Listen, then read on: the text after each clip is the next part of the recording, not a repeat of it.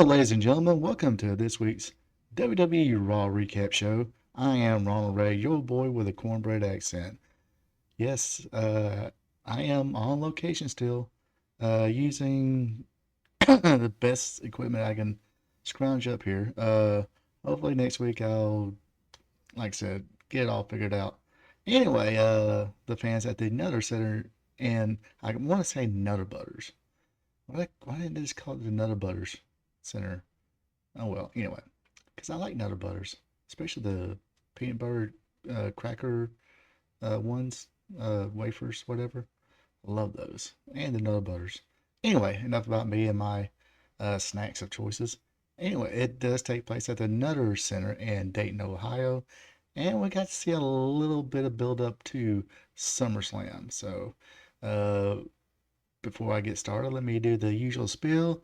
If you like what you're hearing, seeing, drop a like, hit the notification bell, leave a comment. Let me know what you thought about this week's WWE Raw, and of course, be a champ and click on that subscribe button. Well, with all that out of the way, let's let her rip. Like I said, a few things to get into this week. And of course, the build up to SummerSlam. So let's get right to it. We got to see the return of Rhea Ripley. She appeared last week, finding, of course, Dominic in a compromising position. But she made her return. She came out to a huge ovation. Crowd really does love Rhea Ripley. I mean, I say, probably the most over female wrestler there right now, if not the most over wrestler, uh, male or female. At least top five, at least, if that. Anyway, she came back. She wanted Liv Morgan to come out so she can rip her apart. Unfortunately, she got Dominic Mysterio to come down instead. Of course, he was sitting there, trying to apologize, but the crowd was a little overbearing. Didn't want to hear it from him. But Liv Morgan did appear on a big screen, saying she had a wonderful time in Mexico, and apparently she's been having some wonderful times with Dominique, but he's not really saying no, but kind of shaking his head no. Not totally, let's just say, totally not, what's the word I'm looking for? Uh, totally not calling her a liar, I guess. Anyway, Rhea Ripley said, "Look, you don't want to face me now. How about face me at SummerSlam so I can take my world title back?" Uh, and said, made a challenge for SummerSlam. Liv Morgan accepted, so the first match is set up there. Rhea Ripley versus Liv Morgan for the WWE Women's World Championship at SummerSlam. All right, now it's time for our first match of the night. It is Sheamus versus Bronson Reed. Good little back and forth match. As Jim Ross will say, this is a good old fashioned slobber knocker between two big dudes. In the end, Bronson tried for a moonsault but missed. Sheamus hit him with almost like I guess a brogue knee, basically a knee strike. Got the win 1, 2, 3 when Bronson Reed tried to attack. Uh, Pat Dunn. Shit. Pete Dunn. My bad. Pete Dunn came in and kind of made a save and still refused to shake the hand of Sheamus. But as soon as Sheamus turned around, Dunn came in and clobbered him from the behind. This will allow Bronson Reed to hit the tsunami splash. Uh, I guess get a little revenge from losing the match entirely. Um, so it looks like we're gonna have a little program between former Battling Brutes and Sheamus and Pete Dunne. Yeah, go ahead and apologize too. I'm kind of using my librarian voice, my NPR voice. Anybody's been watching my stuff since last year when I was in Boulder Springs, South Carolina working. They'll tell you about my NPR voice. I tone it down just a little bit. Not that I'm like overly loud or overly boisterous to begin with, but definitely using my NPR quiet voice since I'm in a hotel room. Anyway, second match of the night was Zelena Vega versus Sonia DeVille. This is her first match back since she came back from injury. Short match, no big deal with that. Vega got to shine a little bit. She hit the 619. DeVille would, keep the referee distracted so that Shayna Baszler can uh, basically pin her arm up and look like she injured it, quote unquote injured it. This would allow Sonya Deville to hit her reverse DDT for the win. But the beatdown continued as Deville, Shayna Baszler, and Zoe Stark kept like they was trying to definitely injure the arm of Selena Vega till Carter, Chance, and Valkyrie came in to make the save. So definitely, and I thought it was good. I will give them props too. It wasn't like the trio of DeVille, Stark, and Baszler ran out when uh, Chance Carter and Valkyrie came in. They just kind of stood there and said, okay, if y'all want to go, we'll go. But they stepped out of the ring, but they didn't back off from them. So definitely like that. This is supposed to be your three badass women. So your three badass women are not supposed to just, uh, run from three people coming in. Maybe if they, brought some chairs in or something like that, start swinging them, maybe they would have retreated a little quicker. But no, these are your three badass chicks. Valkyrie, Chance, Carter, they're uh, small. So if they were male, I guess you call them like cruiserweight women. So, or lightweight women, definitely not heavyweight women. Uh, the other three females are definitely, if they were male, I guess you can call them like the heavyweight category. Tall, built, and badass. Did I mention badass? Yes, badass. Next. All right, like I said, we do got some SummerSlam build up here. Here's the matchup for your WWE World Heavyweight Championship. Gunther will be challenging Damian Priest for that championship.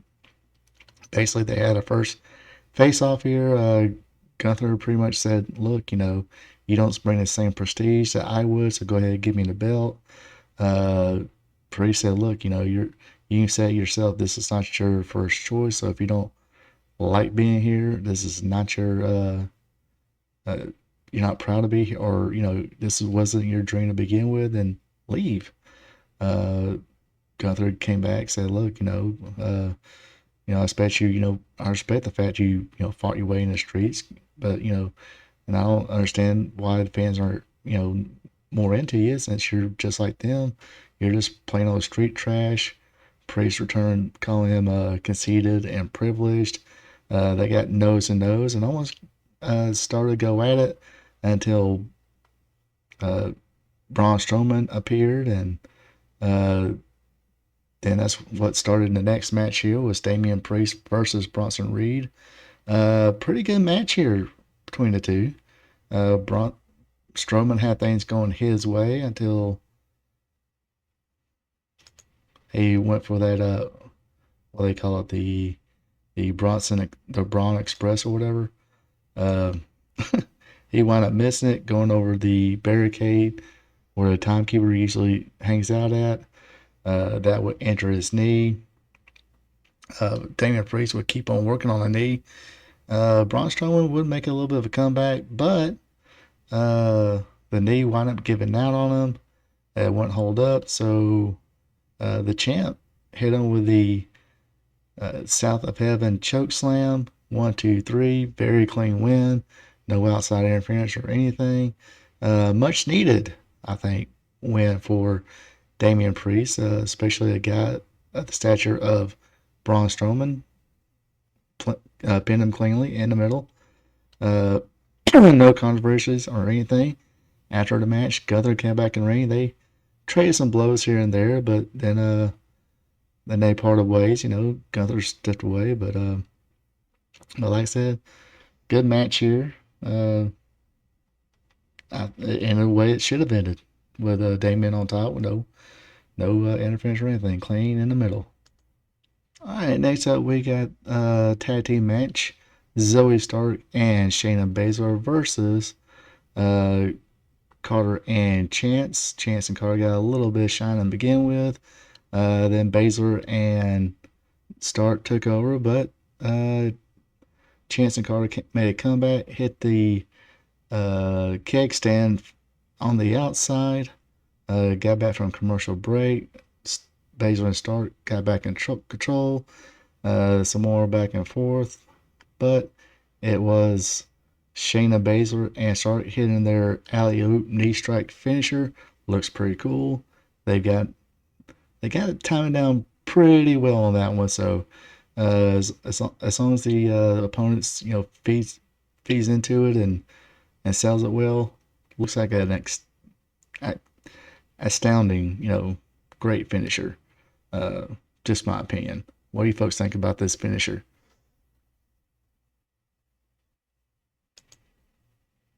All right, next up is the Drew McIntyre segment. He came out to the ring, and Pierce said, "Hey, I think this is going to be a special deal here. You versus CM Punk, SummerSlam. Let's make it happen. The only thing you gotta do is apologize to these two referees. They risk their, risk their bodies, to officiate you guys matches, and you just kind of tossed them around. But Drew McIntyre refused, start shoving things around. And like I said, this is why I like, uh, Anna Pierce being a former wrestler himself, not backing down. I said, look, I may be old, I may be office guy, but I'm just not. I'm a man too. I ain't gonna back down from you, big boy. Uh, then that's when Seth Rollins came out, made the save, and took care of Drew McIntyre. So it looks like not gonna be a signed deal yet with Drew McIntyre and CM Punk. Gosh, like I said, little things just Triple H just likes to let things sizzle if I can spit it out. So we'll definitely see where this goes next week. Of course, after that segment, we finally got the uh, a new creepy videotape. This time dropped off at the Pat McAfee show as he was talking baseball with a couple of guys, and they ran a video, and Eric Rowan was talking about losing um, uh, Bray Wyatt and uh, oh gosh, can't think of his name right now. Uh, talking about Eric, losing his brothers. He grabbed the sheet mask, or the sheet mask was thrown at him. He said it gives him hope, and he's ready to remind people um, why the Wyatt Six was, or the Wyatts was feared to begin with. Whoops. Luke Harper. Couldn't remember his WWE name. I remember Brody Lee, but I didn't want to say Brody Lee because WWE, but it was Luke Harper. My bad, folks. Anyway, earlier this evening, Jay Uso actually approached kind of Damian Priest or Damian Priest and Dominic Mysterio. They were talking, and he was like, "Hey, is it true? Is she on the market? Is she single, ready to mingle? In that case, yeet." Of course, Dominic didn't like this, and he thought, "Hey, I'm gonna fight for my girlfriend's honor here." And match was made: Dominic Mysterio versus Jay Uso. At the beginning of the match, Dominic Mysterio attacked Jay Uso, and Mysterio, he had a lot, bigger portion of this match. Jay would eventually make a comeback here and hit the was about to hit the Uso splash, but Liv Morgan appeared and slid Dominic outside the ring. Um, then that's when Jey Uso gave a kick to Dominic Mysterio, and of course, here we are again, Dominic and Liv Morgan in a compromising position. Let's just say, you know what? Being this little love triangle angle, uh, it's gotta be, it's gotta be a, I don't want to say better than world champion, but it's gotta rank up there. It's almost like being a world champion at this point. I mean, come on. Got, Rhea Ripley and Liv Morgan, fighting over him. Please. Anyway, speaking of Rhea Ripley, she does come out, chase Liv Morgan away. Uh, Cave Evil looks to Dominic Mysterio as well. She tells Dominic to finish the match. He did. He crawls in and gets hit with a spear and the Uso splash. Jey Uso wins this one. Uh, Good angle, good setup and everything. Good match too. I mean, Dominic, like I said, had a bigger portion of the match. Uso did a great job selling. So, uh, good match all around. Good angle all around, and it kind of intensifies the Liv Morgan Rhea Ripley feud. All right, Chad gave all night for anybody who wanted to hear it. Say he solved the mystery. He knows that Uncle Howdy is Bo Dallas. So he gets in the ring, calls out Bo Dallas. But when Bo Dallas uh, walks down the aisle, there is the Creed brothers to put a whooping on poor Bo Dallas. But Bo just kept, the more they beat him, the more Bo will laugh. Then, time to turn out the lights, cue the music. Here comes Creepy Chick and the Wyatt Six. Um, no physical altercation. Creed brothers and Chad Gable thought better of it and thought, hey, let's just bail out now and uh, let's think about life and everything and let's attack this a different way. So they did, and this left Bo Dallas with his Wyatt Six in the ring. Um, so yeah, it's definitely definitely heating up. This creepy, good so far. I have no complaints about it. Uh, let's just keep seeing where this goes. Looks like it'll be Chad Gable and the Creed brothers being their first victims. All right, now it is time for your main event. It is for the Intercontinental Championship. Ilya Dragunov challenging the champion, Sami Zayn. Uh, good match here. Good high spots here. Nothing wrong with that. In the end, it was Zayn fighting back, got in the lead, hit the hula hoop kick that knocks Dragunov out to the floor. Zayn rolls out to get him, but out comes Braun Breaker. He sprints around the ring. Looks freaking awesome. Looks like he's ready to kill somebody. In this case, it was Ilya Dragunov who uh, tasted the spear. Poor guy. Then Sami Zayn and Braun Breaker go at it, and poor Sami Zayn he hits the spear as well, and the guy left standing is Braun Breaker. Uh, I would have no problem if they did give the title to Braun Breaker. I can almost see maybe another triple, um, what do they call it? Triple threat match. Um, Ilya, Sami, Braun Breaker. Maybe to protect Sami Zayn, they might have Ilya Dragunov to eat the pin when from Braun Breaker. Those two could have a good match though. Let's just be honest. They could definitely have a good match either way. Uh, but anyway, that does it for this week's Raw. Do some plugs here. Every Tuesday, I do a wrestling trivia show called Wrestling Trivia Tuesday, where I ask 5 questions all dealing with the sport of professional wrestling. So check that out. It is actually up right now. Episode, I believe, 89. Hey, go back and watch old episodes. Feel free to do that. Play along with friends. Make it a game. Anyway, course, right now you're watching this week's WWE Raw Recap show. Usually try to have these on Tuesday evenings, so check this one out and check out my other ones where I'm not doing my NPR voice. Hi, I'm Ronald Ray. This is my NPR voice. Anyway,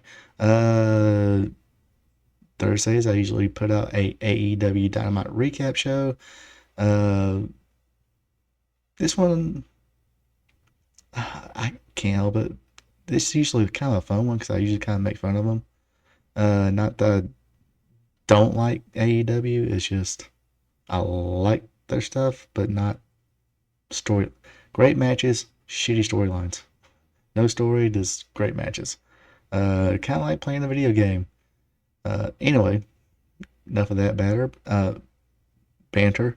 So, also on Thursdays, I do a live stream. This is the first live stream show I started doing.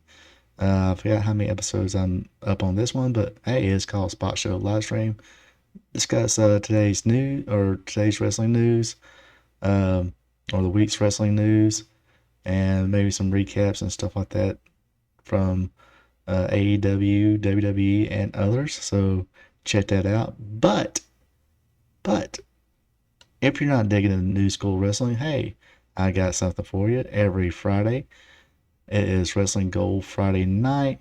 Of course, since I'm working out of town this week, it'll probably it is a live stream now. I'll be up live at 10 p.m. So I need to get another logo there because it says 8 p.m. But it's not going to be 8 p.m. It's going to be 10 p.m. Friday night. We'll discuss that day in wrestling history, plus do a watch along. Damn, I ain't figured out what kind of watch along. What did I say I was going? I think I said I was going to do Texas All Star, so I might still do that. So anyway, check it out. Friday night, 10 p.m. That's just because I'm working out of town, of course, and not going to get home until probably 8 or 9. So other than that, appreciate everybody tuning in, and I hope to catch you next time.